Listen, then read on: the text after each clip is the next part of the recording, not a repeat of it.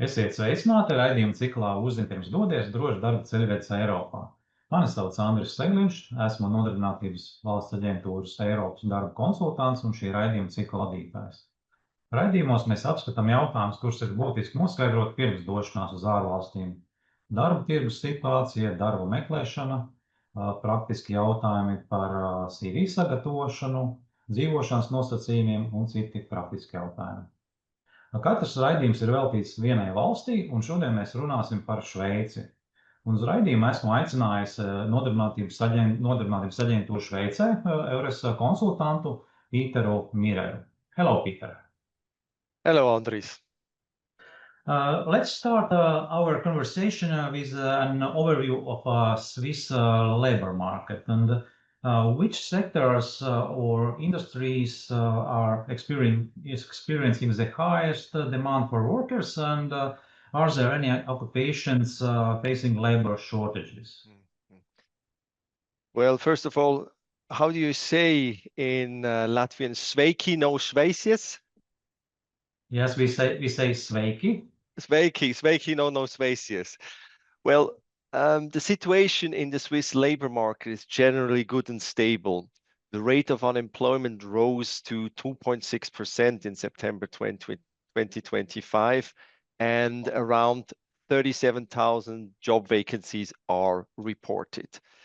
We feel that the labor market is under increasing pressure due to tariffs and the tense political situation in Europe.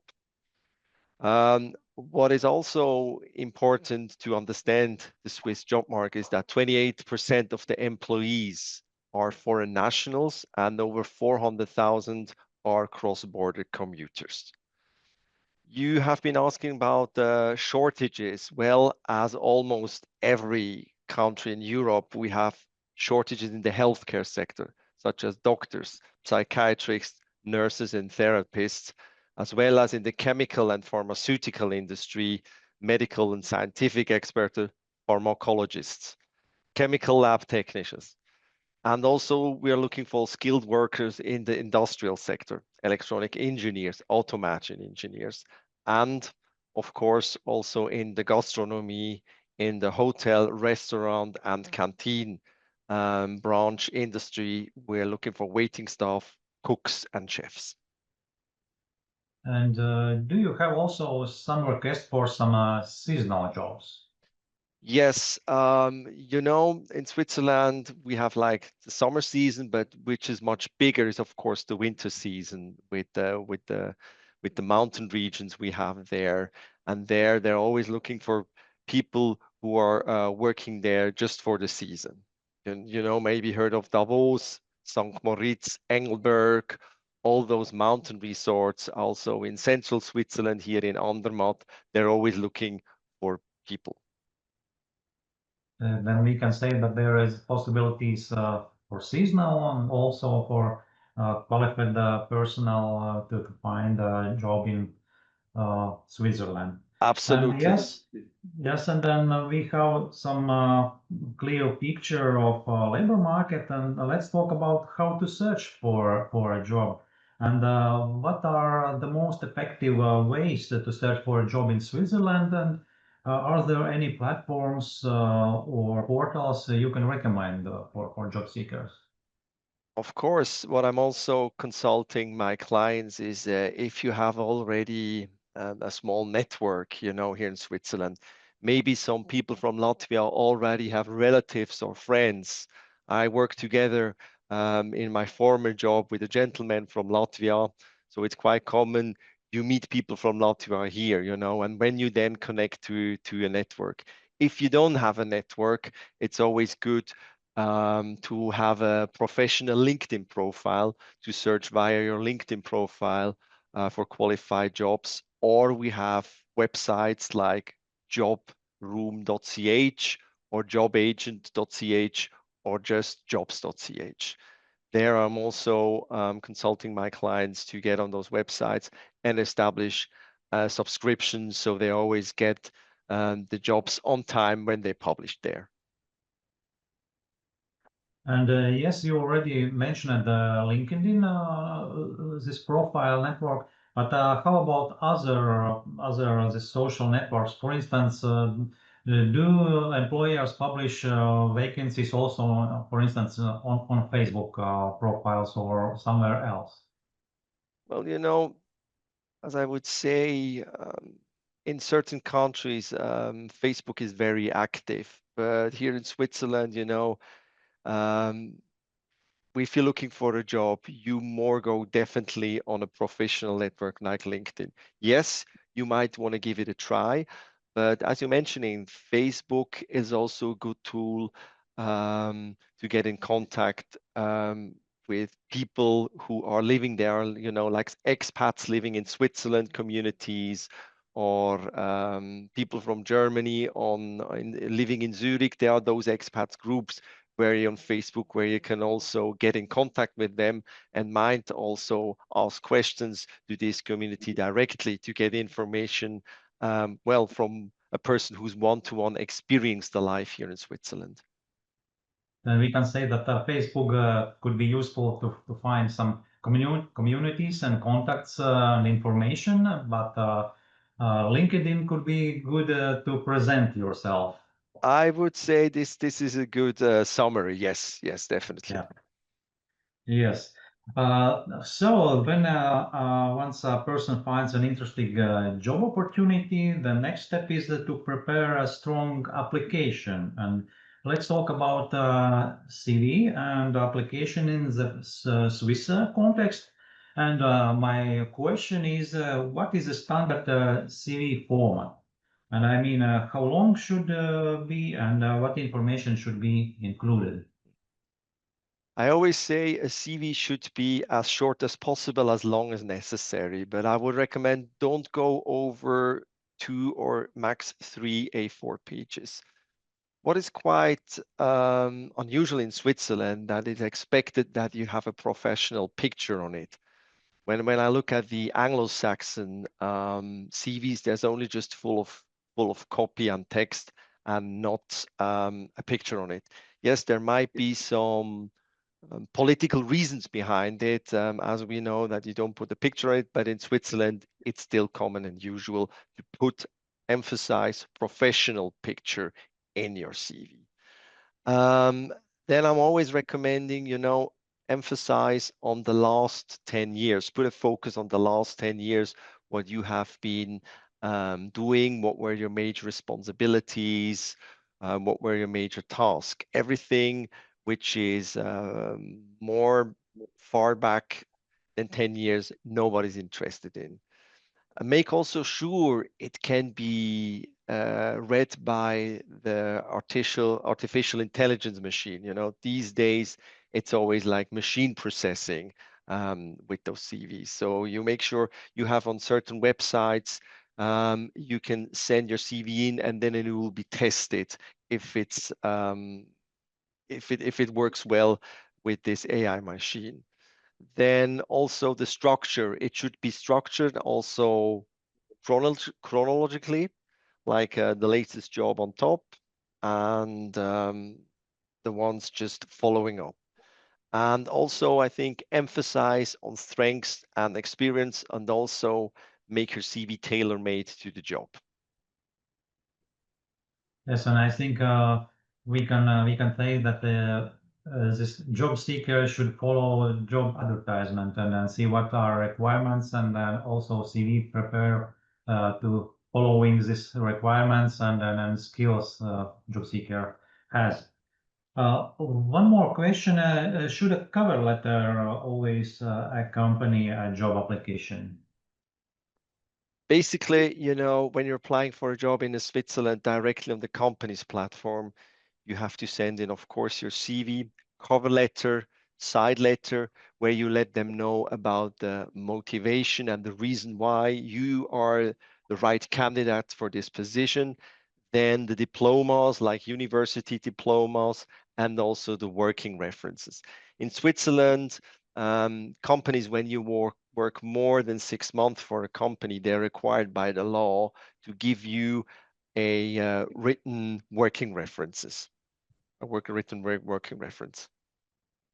Yes, it's different from other countries, also from Latvia, such a point. But I think it's a good thing, and if you have worked and you are showed your skills in some company, it's better chances to find something similar or use your skills in different company. Yes, it's very interesting. May I add that you will find also hints and tips on the website www.work.swiss, where you can see what are the rules, the do's and don'ts if you're applying for a job in Switzerland.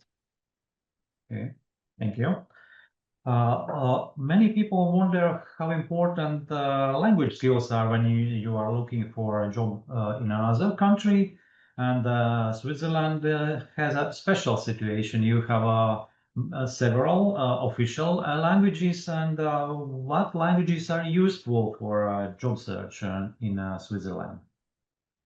Of course, English is also here a language which everybody understands. But I would say, you know, if you want to establish yourself, and there are more jobs in small and medium enterprises, 99% Swiss economy exists of small and medium enterprises which have less than 250 employees. So with that having in mind, I would say speaking one of the official languages or the official language in the region where you live really helps a lot. You know, I have clients here, I'm consulting them when they're unemployed and they're living for several years in Switzerland, then they lose for what reason ever their job.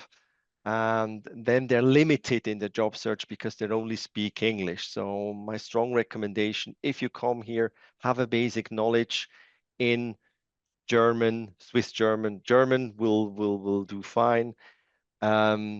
Of course, French in the French-speaking part of Switzerland, Italian in the Italian-speaking part of Switzerland, and the Romansh is a very specific language which only 0.5% are speaking here in Switzerland. So I'd say French and German is in those regions, I would say, is key if you would like to move on and have a career here.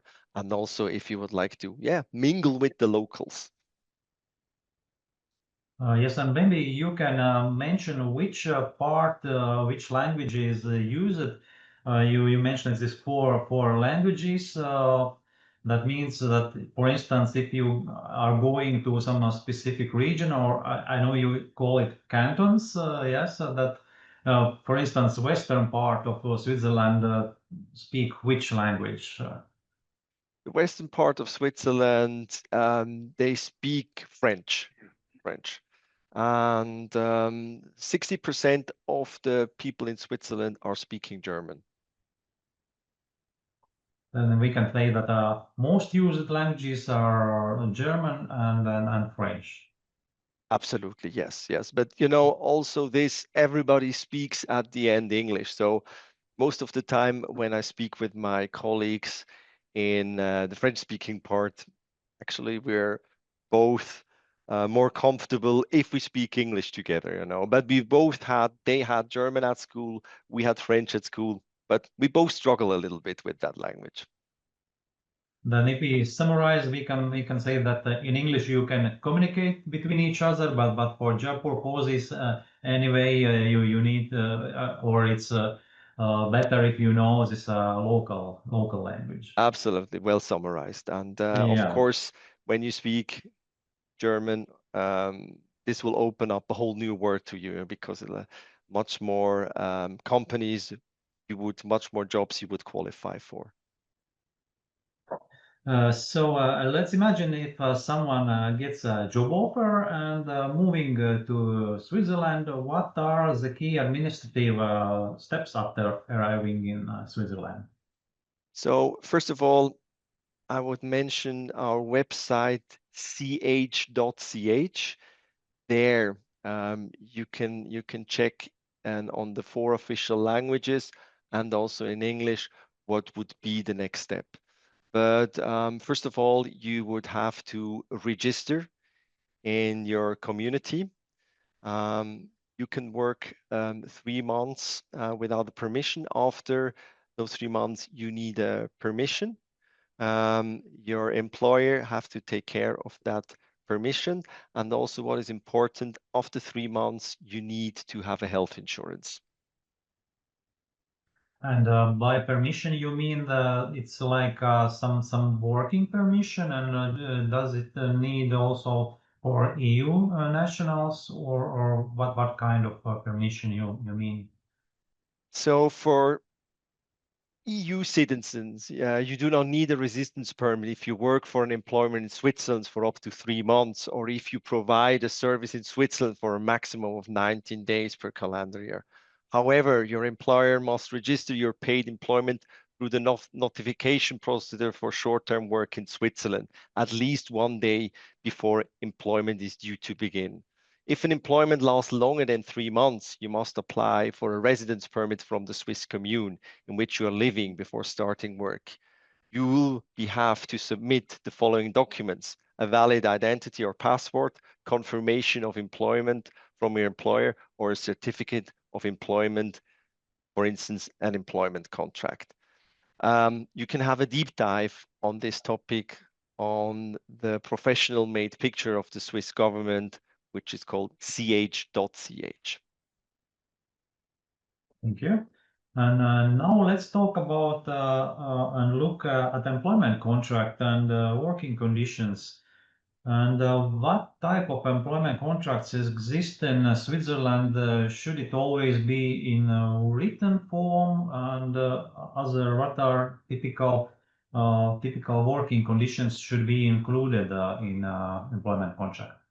Well, this is actually a fun fact. You don't need a written contract, but if it gets to the proof what stands in and what maybe salary agreed on, it gets a little bit difficult if you don't have a written contract. So make sure you got a written contract.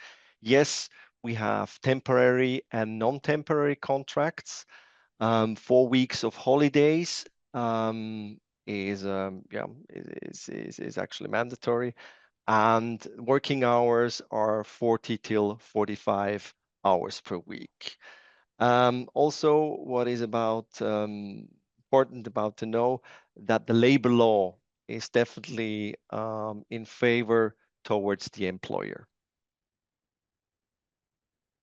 And can you also tell about what are the salary regulation and how it is how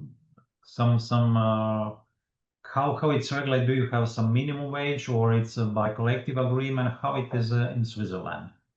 Well, we don't have a minimum wage, and most of these features, they are covered by the canton itself, you know. Every canton has their its own rules and regulations, you know, concerning labor. That job seekers and new employees should know that there could be different these rules in every canton, and which they should consider, and it's better to find this information before going to Switzerland or ask the employer to provide such information. I was mainly talking about the minimum wage, and of course, when you're living to a big city, the salaries differentiate when you're working on the countryside. Yeah. Okay. Besides work, finding a place to live is a top priority. And what is your recommendations for finding housing in Switzerland? And what is the situation in this market? The situation in the Swiss job market, I would say, is also there's quite a shortage, you know, especially when you look for a flat near Zurich or in Geneva, in the city itself. So it can also get quite expensive there. So we have like websites like homegate.ch, where you can put an advertisement and where you can find a flat, but also the cost of flat differentiates from canton to canton. Maybe you have some just average examples of some costs, or it's very different, and I would say, there's a range from starting a one-room apartment from 800 francs, which can go up to 1,500 francs. But also for a 3-room apartment, you can pay from 1,500 till 2,500 francs. But as you said, it really differentiates very strong from the region where you live or where you want to live. Thank you. And maybe you have also some examples of some practicalities of cost of living. We heard that about apartment, it's very different and depends on where there you are, in bigger city or smaller. But how about everyday costs?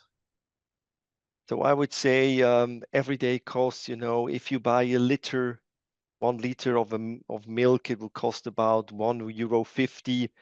If you buy 250 grams of butter, it will be around €4.15. 4 eggs would be about €3.50. A meal in a restaurant, there's also a difference from 20 till 25 euros. And if you want to go to see a movie, it'll be like starting from 16 francs till 22 francs, something like this. I think it's also useful information, just some from locals, I can say, that just to imagine about what are the practical and local prices. Yes, and at the end of our conversation, finally, I would like to ask, why should someone consider Switzerland as a work destination, and what are the main benefits of living and working there? The best first. We've got beautiful nature here. Maybe you have been yourself to Switzerland with the mountains. It's a small country, we have mountains, we have lakes. It's beautiful.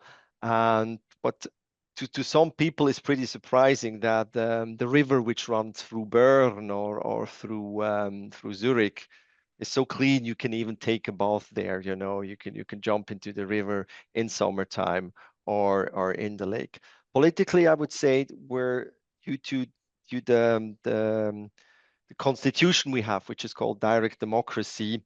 We have 7 councillors. It is also political very stable in our country. Also, we have some good universities. We have the ETH in Zurich, and also the education system is well established. So the public schools are also very good. If you have kids and you want to send them to school, you don't have to send them necessarily to a private school. Thank you. And I will say thank you, Peter, for such insight and useful information about Switzerland. Thank you for having me. Yes, it was nice to take you on our broadcast. Paldies arī visiem mūsu skatītājiem.